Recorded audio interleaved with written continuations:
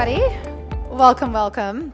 My name is Jumana Versace, and I am an anchor at Bloomberg Television, based in Dubai. So this is actually my first Investopia. Really delighted to be here today, but even more so because I have the opportunity to speak with one of the most prominent business figures in the UAE. We just heard the introduction now, but Shaista is the group CEO of Pure Health, which many of you are familiar with. Pure Health is the largest integrated health platform in the Middle East. Pure Health and three of its subsidiaries, Abu Dhabi Health Services Company, Sheikh Shakhbout Medical City, and Daman, were also included amongst the most valuable brands in the Middle East. And Shaista herself has been ranked as one of the most powerful women in the Forbes Middle East list and the #1 healthcare leader. So we're really speaking to a very prominent voice. Shaista, good to have you with us. Thank you so much. Let me just start off by asking you about the company's purpose, because you talk about the focus on promoting longer and healthier lives. How do you plan on achieving that? So with Pure Health and the ethos behind Pure Health, and when we started the company, it was very simple. It was to make an impact. It was to enable people to have more time, and we understand time is the most valuable commodity that humankind has. Now, how do we do that? We're focused on longevity, but not longevity just by increasing lifespans, but also by increasing health spans. If you break down the word longevity, which is our vision and our passion, our driving force, and you look at how it's evolved over the last century, you'd be surprised to know just 100 years ago, the average lifespan of a human being was about 30. Wow. That's it. And today, the average lifespan in some countries is somewhere in the 80s, which is phenomenal, except that when we are increasing the lifespans of individuals, unfortunately, the sick span is also increasing. Mm-hmm. Now, what is the sick span? There isn't much of a point of having a life of 80s or 90s when the last 15, 20 years of your life are spent bedridden with chronic ailments, which are impairing your ability to enjoy life, to contribute positively to your community, to your family. And more often than not, you're a strain, and the individual who's going through the sick span is a strain on not just the healthcare systems, but the economies all across the world. For us at Pure Health, and within UAE, all healthcare ecosystem within UAE is focused on building those robust systems to tackle healthcare in a proactive, preventive manner, to enable individuals to have longer health spans, and that translates into longer lifespans. Yeah, it's interesting you mentioned the health span, because you and I were just speaking off air now, off record, I should say, about I was in the UK for 18 years, and typically what you see is the longer people are living and the more you get aging demographics versus a shrinking working population, the more pressure there actually is on a healthcare system. So it's not just about increasing age span, but also health span too. You're absolutely right.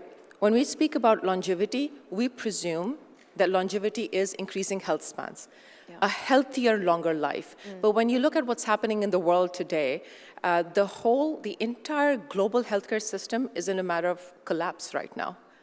When you look at the far advanced Western world, or if you look at the mid to low income countries as well, we're all plagued by something which is known as an aging population syndrome. Yeah. Now, between now and this aging, nobody's really looking into this right now, and this is not just a healthcare problem. This is going to be a global catastrophe if we don't deal with it right now, or in the next, I would say, 5 to 10 years. 10 years down the road, your aging population, which is going to be above the age of 80, will triple. And 80% of that population is going to be living in low-income countries. Yeah. How do you think they're going to be able to afford healthcare? Yeah. It won't be a possibility. And our entire healthcare ecosystem around the world is not ready to absorb that kind of a pressure. And they're not even gearing up to be ready, for that eventuality as and when it happens. We're also looking at a time where in the next 10 to 15 years, 1 out of 4 aged population, or 1 out of 4 aged individual will not be able to afford healthcare. So between this room, every 5th person would not be able to afford good quality healthcare. Where does preventive healthcare come into the equation then?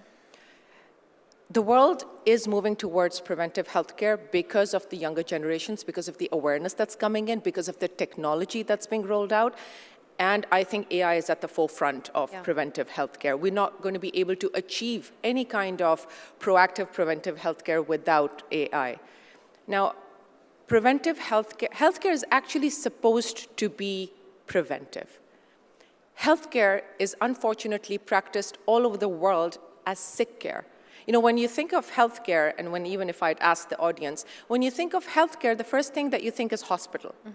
It's clinic. You go to a hospital and clinic because you feel sick. You never go to stay healthy. And one of the reasons why the system is in place is because the demands outweigh the supply. So unfortunately, all of the healthcare ecosystems have to cater to only the sick or the ones that need it the most. Yeah. When we look at longevity, longevity depends upon genetics and epigenetics. Your genetics, very interesting figure, your genetics only constitute of 15, max 20% of your ability to live a longer, healthier life. The rest of the 80% is epigenetics. It's access to healthcare systems, it's your habits, it's your communities, it's your mental health. Everything else makes up of how long and how well you will live. Interesting statistic. I'm going to start using that. It gives us hope. Can I just ask you, within the broader landscape of the healthcare various systems around the world, what is the UAE doing differently? Why does the UAE stand out? The UAE is doing everything differently. First of all, by tackling healthcare as proactive preventive, more community-based, more public health-based, taking care of its population health. It's actually practicing healthcare, and we're at the forefront of it and how healthcare is to be practiced as preventive. We're trying to make the entire population healthier. We are enabling an entire ecosystem to work together to enable longevity, to enable healthier lifespans for people, giving access to mental health, giving access to longevity, by the way, is not a healthcare topic, it's an economic topic, right? So giving access to parks, making sure that we work collectively with the community development to make sure that the outreach is there, the messaging goes to each and every household. And for any area where that healthcare intervention is needed, we've got state-of-the-art facilities. Actually, UAE ranks #1 in accredited healthcare facilities in the world and #10 in the healthcare accessibility and efficiency. So that's how phenomenal UAE is in its healthcare journey. We are on a mission collectively, all of UAE, we're on a mission where UAE will be the longevity capital of the world. So anyone who wants to live a longer, healthier, happier life with great food, you can come to UAE. Inshallah. Let me also draw in on one of the big topics of the day, and you kind of touched on this earlier, the intersection between technology and healthcare. And I know that your background is you worked in software as an engineer, and obviously now you're in the healthcare space because there clearly was an opportunity to marry the two of them together. How is AI going to change the way healthcare operates and functions? So technology adoption, Jumana, in healthcare, unfortunately, has been very slow. So while our counterparts in the banking, supply chain, aviation sector, they jumped towards the fourth industrial revolution, healthcare always stayed at the tail end of the second, beginning of the third. And it was always very frustrating for the likes or like-minded individuals like myself who could see that clear opportunity within healthcare to take it towards that 4IR. COVID helped. I call COVID the chief transformation officer of healthcare. It moved our mindsets into the future where suddenly the entire population and the clinical expertise within the healthcare sectors was accepting technology. And it was a very careful, calculated effort not to regress from where we had advanced during COVID. When we speak about technology, I'll break it down from two perspectives. One is a provider perspective and one is a patient perspective. I'll speak about the provider perspective first. The providers understand that there's a shortage of healthcare facilities around the world.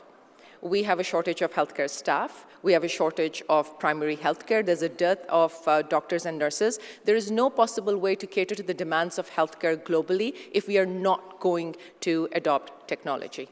And with the advent of AI, this has been game-changing. The way that we would be able to reach not just hundreds of thousands, millions of people around the world. We're looking at a future in a couple of years of free primary healthcare. Now just absorb that for a minute. Free primary healthcare for every human being on the planet. Because with UAE, by the way, one of the things which is extremely important to us is not just longevity, it's access and affordability of great healthcare, of longevity, democratizing longevity. It is critical for every human being on this planet to have access to its fundamental right, which is healthcare, just like food, water, air. Now, when we come to the perspective of a patient, that's very interesting because that's something which the healthcare entities around the world are not being able to grasp at the moment.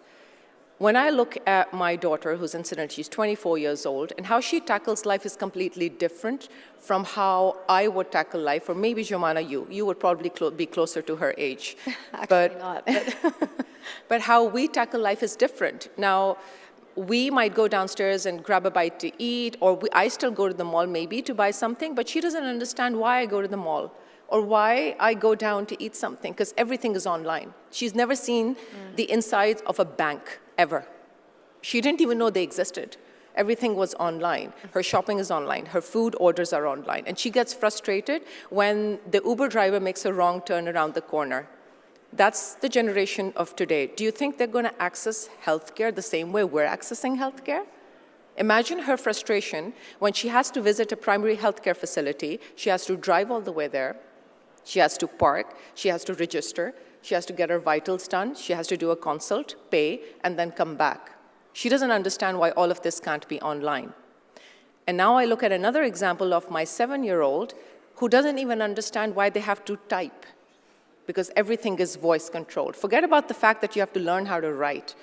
My 7-year-old was pitching his pediatrician to come on Roblox so they could converse with one another. So from a patient's perspective, in another 10 years, your current healthcare systems will be obsolete if we don't adapt quickly and rapidly into being future-proof, future-ready healthcare systems. Yeah, nice anecdotes as well. I'm going to round up because we're running out of time, though I feel I could have a half-hour, 1-hour chat with you easily. But given we do have a group of investors in this room, what is the pitch to invest in healthcare? Why do you invest in healthcare today? I think the number one reason to invest in healthcare, from personal aspiration, is that we would be very lucky to be in an industry where we have the ability to make this world a better place. That's number one.